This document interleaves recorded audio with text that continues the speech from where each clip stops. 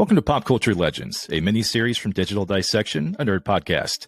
Pop Culture Legends explores the spaces in between mainstream and esoteric across the world of media. There's a lot to unbox across our favorite properties, and some stories aren't always well known. We hope you enjoy the spaces in between those spaces. Today's legend explores the National Treasure film franchise and how real history wove its way into a blockbuster film. While the 2004 story of conspiracy and a race against time captivated millions of people, just how much of it was true? Was there more to the story than we give it credit for?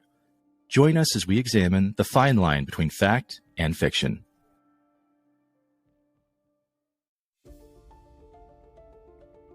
"2004 might feel like quite a long time ago. But before this year in pop culture history, no one was uttering the line, 'I'm going to steal the Declaration of Independence.' That all changed when Walt Disney Pictures launched the beginning of an action-adventure franchise that combined real-life historical events and the undeniable charm of Nicolas Cage. For the record, we really like Nicolas Cage on this podcast. The Jerry Bruckheimer-produced box office success helped propel an original story into superstardom. The film would be written by Jim Koff and husband and wife screenwriting team Cormac and Marianne Wibberley. The strength of the tale focuses on the fictional Gates family, who have risked reputation and private finances to discover the long-lost Templar treasure. The Gates family, for several generations, has traced and collected evidence of clues leading to a treasure that dates back to the founding fathers of the United States. According to the film, all they needed to do was connect all the clues to see what the Knights Templar had once found and hidden away.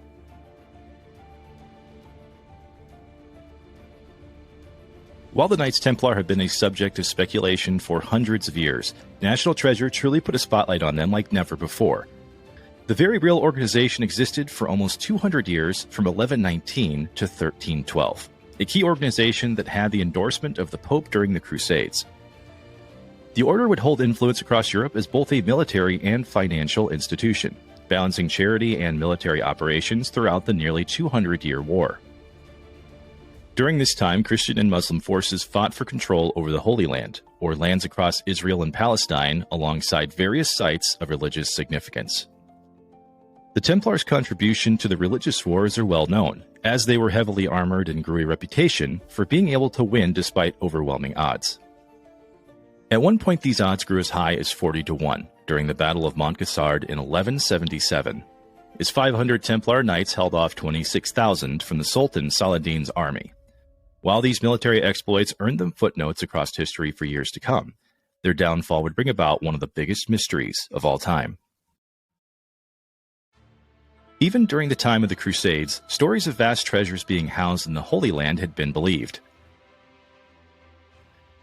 Specifically, Solomon, who was the third king of Israel from 965 to 925 BC, had been rumored to be one of the richest kings according to history.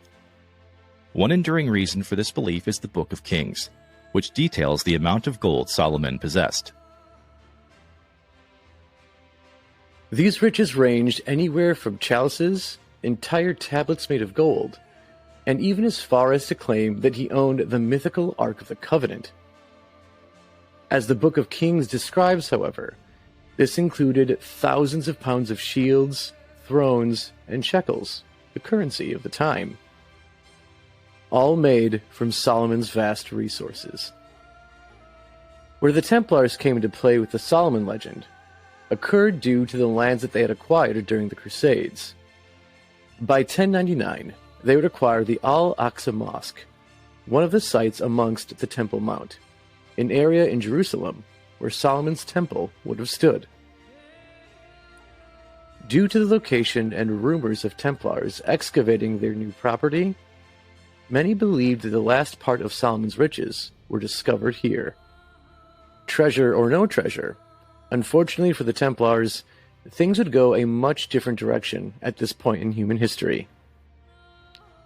By the mid-12th century, the Templars had been forced out of the Holy Land, after several difficult losses in the northern areas of the region.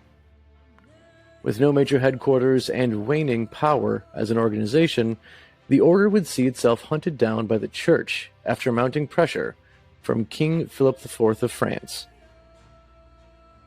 Many historians point to this moment in history as significant, as it was an opportunity by King Philip to rid himself of massive debts owed to the Templars during his ongoing war with England during this time. Widespread arrests and public scrutiny soon became reality for the Templar, leading to seizure of the remaining lands and assets, and declining public image. Templars would be burned at the stake after forced confessions of false crimes against the Church. And despite many of these confessions being recanted, the order would be disbanded by 1312. Any remaining Templar were declared criminals to the Christian monarchs of Europe. It was here that many stories began to evolve that the Templar who did escape took the treasures that they had acquired and found refuge in other areas across the world. This began rumors about moving vast riches to other countries, including a possible 18 ships that were once part of their fleet, each one packed with unimaginable wealth. Unfortunately, however, these rumors continued with no written account, made harder to prove as the Templar were slowly wiped out. So long story short, the Templars were essentially hunted down, and King Philip IV, kind of a dick. The question, of course, that many began asking after National Treasure hit theaters was, how much truth is there behind an elaborate set of international clues and a priceless Templar treasure? Well, the truth is actually quite a bit more complicated, but just as compelling as the 2004 movie tried to make it. The easiest place to start, a society the film claims made up the next progression of Templar legacy after the Crusades, the Freemasons. For those not in the know, the Freemasons began as an organization roughly around the same time as the Crusades, during the 13th century. Recognized as one of the oldest fraternal organizations ever created, the United Grand Lodge of England claims that worldwide there are over 6 million current members. While the modern version of the current establishment took root in 1717, the initial formation of the Freemasons centered around the craft of stonemasonry and a qualification system around crafting proficiency. As a stonemason rose through the ranks of their abilities, so did the trust of the guild to educate them on the secrets, passwords, and handshakes known amongst its leaders. Similar to the Templars, stonemasons earned a reputation across Europe, as its members gained reputations for quality work and equal pay aligned to their level of ability.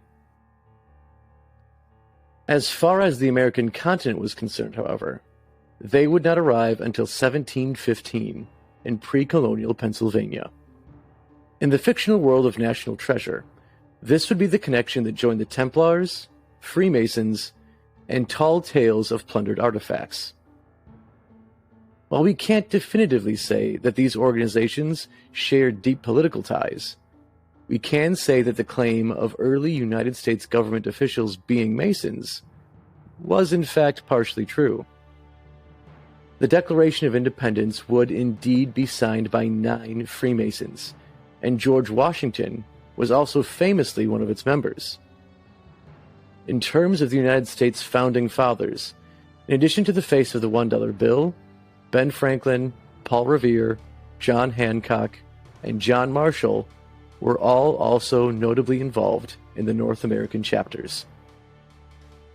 Franklin and Revere in particular led the Pennsylvania and Massachusetts chapters, respectively. Famously within National Treasure, the Declaration featured a heat-activated invisible ink that held clues to the location of the vast, hidden Templar treasure. In many ways, its story leaned heavily into the ingenuity of the Freemasons' inner workings, but expanded on this by delving into ciphers, complex chemical knowledge, and stone construction across several colonial-era buildings. So at least in theory, if one were to build a conspiracy around this era in United States history, as National Treasure did, the opportunity and ability would have at least been there.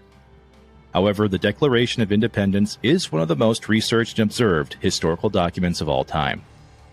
The only secret that has so far ever been found on the back of the Declaration is quite simple. It reads, Original Declaration of Independence, dated 4th July, 1776. We're sorry to say, while the Declaration can very likely be eliminated from contention as a pathway to interconnected Templar and Freemason secrets, there are still a few loose ends. In the history of aquatic vessels, many have been lost, never to be seen again. National Treasure would choose to begin its journey by focusing on a missing ship, a transport called the Charlotte, with the Freemason clue that a secret lived within it. In reality, many Charlottes have existed on the Earth's seas, which complicates pinning down a definitive one. However, a 1784 ship of that name had been built and sailed the world, and by records that still remain, show that it had a charter until at least 1819. Its main responsibility was to transport convicts to Australia, starting from the English Channel. In collaboration with the East India Trading Company, the Charlotte would make pit stops in China to bring back cargo on its return trips. Not much, however, is known about the vessel beyond the early 1810s, and the only remaining information about its fate came from Lloyd's Register, who, for many years, kept record of merchant vessels. The writers of National Treasure chose to say that the ship's fate involved becoming stuck in the Canadian Arctic, deep in several feet of ice. History, however, leaves the door open. Slightly. A ship called Charlotte was reported lost off the coast of Newfoundland, in the area of the Labrador Sea bordering the North Atlantic Ocean. The ship sank while traveling from Quebec to Liverpool. The only problem? It was lost in 1818. Reports of a similar ship would persist until 1821, but may have ended up being an error. But almost 200 years later, we still don't entirely know where the Charlotte is. So, while it is possible that it could house the secret to a long, winding series of clues, it's very highly improbable. Almost entirely able to be ruled out, but we want to mention the very small sliver of hope, just in case anyone's still trying to find a real connection. In the end, yes, National Treasure is mostly compelling fiction with real history sprinkled in. Its references are very well placed, and while its conspiracies look great on the big screen, the people, places, and things that make up its core mysteries served a very specific purpose. In a 2004 interview with National Geographic, Jim Koff, co-writer of the film's screenplay, shed light on exactly what that specific purpose was. Quote, I hope it gets people interested in the past. After seeing the movie, my daughter grabbed a copy of the Declaration of Independence and brought it to school with her. That was very exciting. Unquote. And with that, we hope you've enjoyed this episode of Pop Culture Legends, a digital dissection miniseries. Be on the lookout for future episodes as we explore the relative unknown, as some of pop culture's stories lie just outside mainstream periphery. Follow us on your social media of choice and tell us what you think. We'd love to hear from you in the comments or at digitaldissectionpodcast@gmail.com. Until next time, keep on dissecting. And if you do happen across any missing Templar treasure or long-lost British ships, maybe just give us a small shout-out.